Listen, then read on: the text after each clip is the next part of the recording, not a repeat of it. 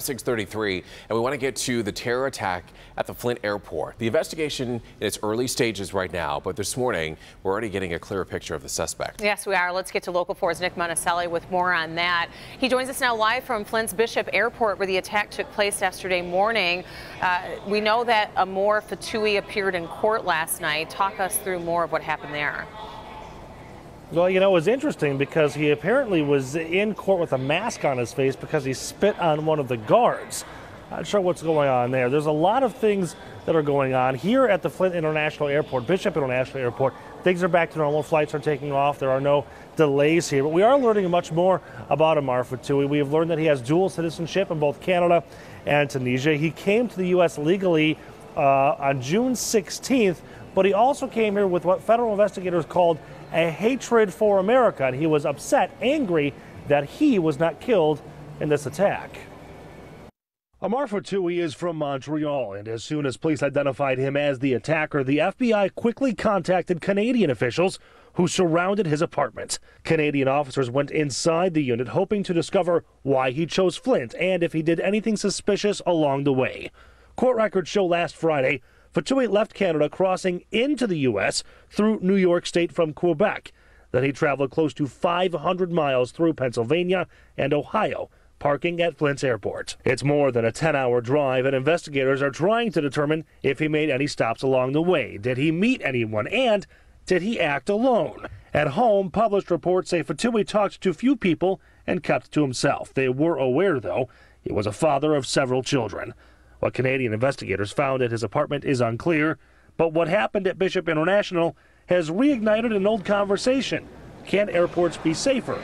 Should security checkpoints be moved? Because prior to TSA screening, airports are a public place. Former Detroit Assistant Police Chief Steve Dolan says there are valid concerns, but in the meantime, we should be more aware and patient with the current systems in place. It only takes one person who's an extremist or has mental issues to try to kill a bunch of innocent people. So, yes, it may bother you that you have to wait longer in line to board.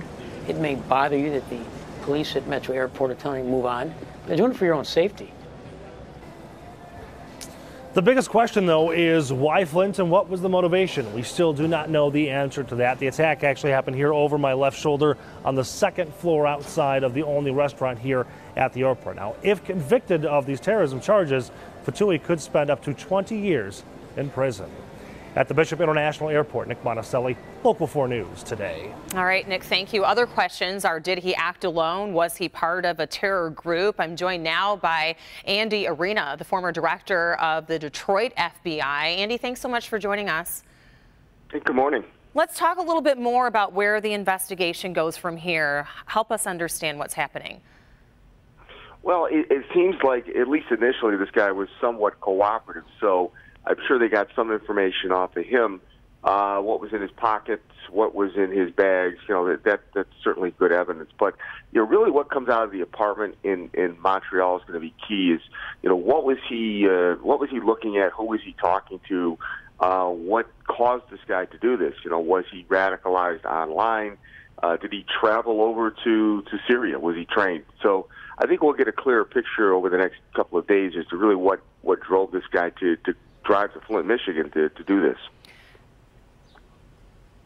And Andy, you heard in Nick's story, he talked about Fatui being upset that he wasn't killed, that he wasn't shot and killed. Elaborate more on the goal of a terrorist. Is that what it is to die?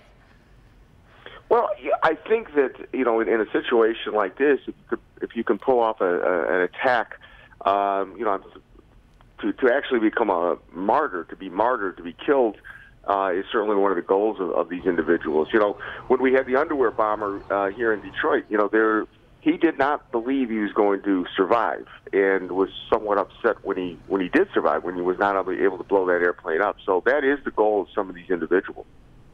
Lastly, just the advice for us that want to stay safe when lone wolf attacks can happen anywhere, anytime. Well, I think if you see what's going on around the world with these attacks, you know, what we call the soft targets are becoming much more targeted places. So I think when you're out there, you just got to be aware. You just got to be aware of your surroundings, what's going on, who's around you, But look, we just can't stay home. We got to live our lives. We got to continue to do these things. Just be aware of what's going on. Yeah, if we're not living our lives, then the terrorists are winning. That's the intent. Exactly. Andy, thank you so much for joining us. We always appreciate you giving us your time and expertise. Thank you, Rhonda.